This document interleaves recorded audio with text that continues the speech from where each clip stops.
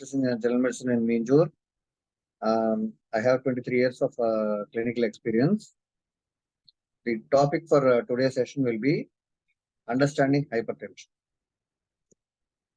Generally, everyone would like to have a healthy or a normal blood pressure, but what exactly does it mean?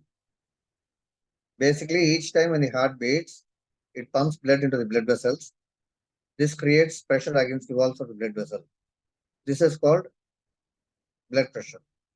Normally, in healthy person, it rises and falls throughout the day, but when blood pressure remains high for a longer time and left untreated, it can lead to serious health complications. In general, persistent increase in blood pressure higher than normal blood pressure is known as hypertension.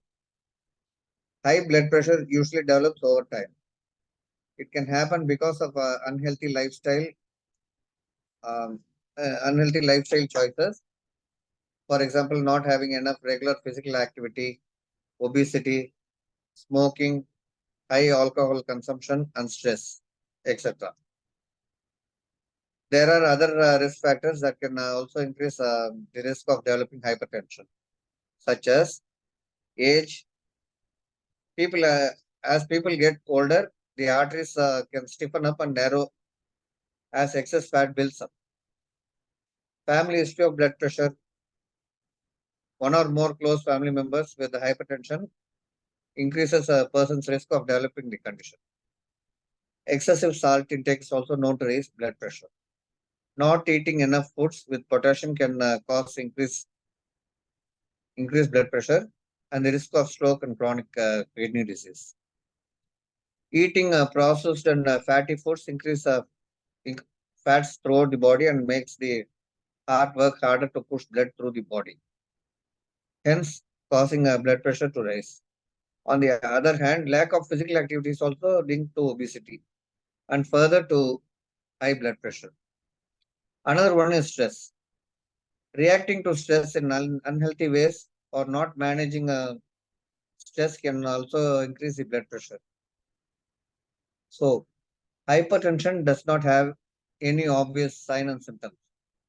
That is why it's called a silent killer.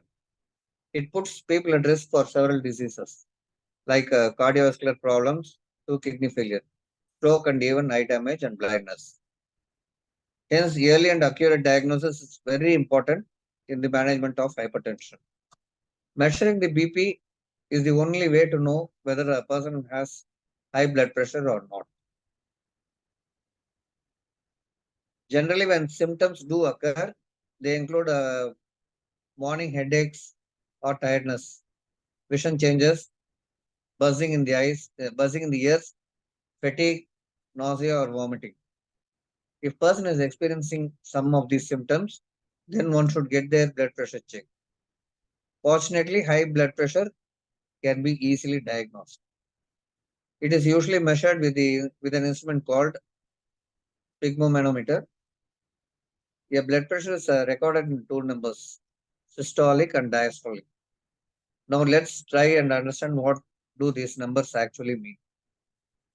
A healthy or normal blood pressure should be lower than, I insist, lower than and not equal to 120/80 millimeters of mercury, or it can also read as 120/80 millimeter of mercury.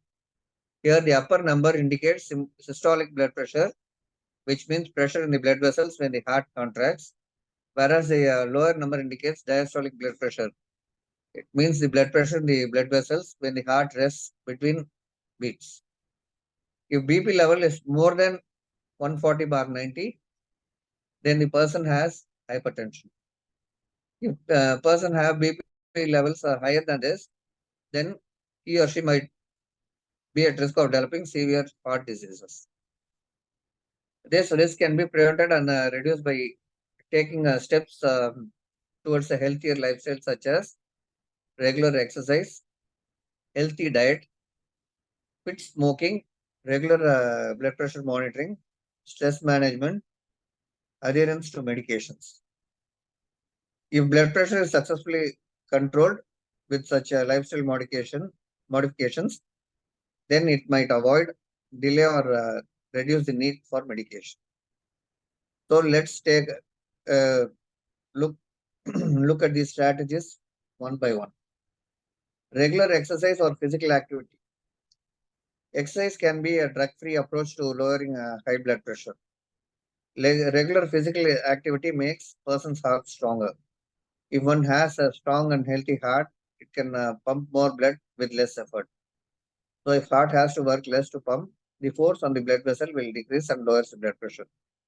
On the other hand, as we are all aware that age and weight gain are two major risk factors for high BP.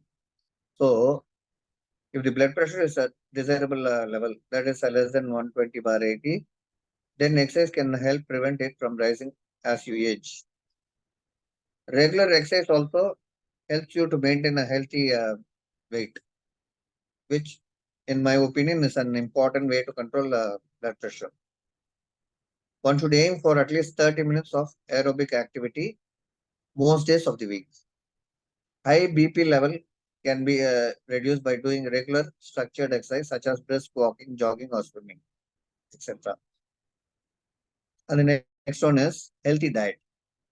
Diet also plays a significant role in controlling blood pressure. A diet with a high intake of vegetables, fruits, and whole grains is recommended for hypertensive patients. For lowering blood pressure or preventing hypertension through dietary intervention, one can adopt a dietary pattern such as DASH diet or a Mediterranean diet, eating less saturated fat and total fat, getting plenty of potassium, limiting the amount of sodium in the diet, and DASH stands for dietary approaches to stop hypertension diet. Eating a DASH diet that is rich in whole grains, fruits, vegetables, and low fat dairy products and skims on saturated fat and cholesterol can lower one's blood pressure by up to 11 millimeters of mercury if having high blood pressure. Reduce sodium intake in your diet. Even a small reduction in the sodium in the diet can improve the heart health and reduce blood pressure by about 5 to 6 millimeters of mercury. If you have a high blood pressure, to decrease the sodium in your diet, you can consider tips like read food labels first. If possible, choose low sodium alternatives or foods and beverages you normally buy. Eat fewer processed foods. Only a small amount of sodium occurs naturally in foods. More sodium is added during processing. So you can eat natural products. Don't add salt. Just one level teaspoon of salt has 2300 milligrams of sodium. Avoid adding salt to food. Use herbs or spices to add flavor to your food. Quit smoking. Stopping smoking helps your blood pressure return to normal. Quitting smoking can effectively reduce your risk of heart disease and improve your overall mental health. The next is blood pressure monitoring. Some of the hypertension patients check their blood pressure by visiting doctors. But it is not always possible for patients to visit doctors and check up their BP. Hence, most often I advise my patients self-monitoring of their BP levels. Some self-monitoring helps person to measure BP at different times throughout the day and over a longer period of time. It also assists doctor to get a more complete picture of person's blood pressure readings at different times. Further, helps us in better prediction of cardiovascular morbidity and mortality rather than single routine blood pressure measures that occur during a clinical visit. The next one is stress management. By learning how to relax and manage stress, can improve emotional and physical health and lowers high blood pressure. Stress management techniques include exercising, listening to music, focusing on something calm or peaceful, and meditating. The next one is adherence to medicine. A medicine to lower blood pressure may be recommended by your doctor. If blood pressure is consistently high, usually at or above 140 by 90 millimeters of mercury, adherence to medicine is very important as it controls the blood pressure regularly. At last, I would like to suggest that there is nothing more precious than having a fit and healthy life. Adapting a healthy lifestyle can help us enjoy long and healthy life. High blood pressure can be prevented as well as controlled in many ways. Keeping blood pressure in the normal range is very important in preventing cardiovascular diseases. It is very much possible to maintain normal blood pressure levels with regular monitoring and preventive care.